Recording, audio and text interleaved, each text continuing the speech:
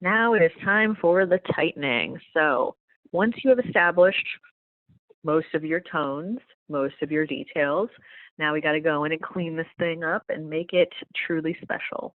So again, in addition to your actual object, please consider your whole composition, namely your environment or your setting. This can be a great way to, again, negotiate eye movement, focal point to really help those values that you created stand out, right? So again, make sure that if you don't have all 6 divisions of light and shadow that you indicate them now. You can see here that I am refining my cast shadow, observing where the cast shadow is located, how dark it is, and of course the edge quality of the cast shadow. It's got kind of a pretty reasonably crispy edge, so I'm going to lay that in there. But of course, if your shadow is more blurred, you definitely don't want to put a nice hard outline around that, right? So again, just putting on these finishing touches. Basically the background and the ground is kind of where I'm going at here. So again, we're going to need to do a bit of blending to soften this guy up because that's what we see in front of us.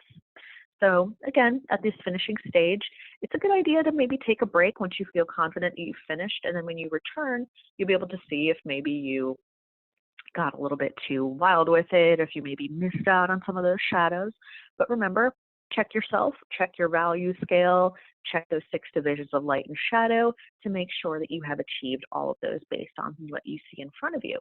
And when you're finished, of course, realize that you should spray some fixative on here to seal this little guy.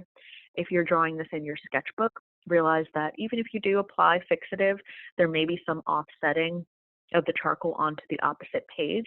So what some people like to do is they'll put some interleafing. If you put a little sheet of wax paper or a scrap sheet of paper in there, that can help protect offset. But of course, that is perfectly optional.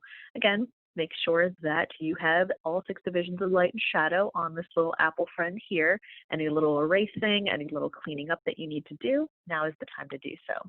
Otherwise, you're done, and we will move on to our other exercises.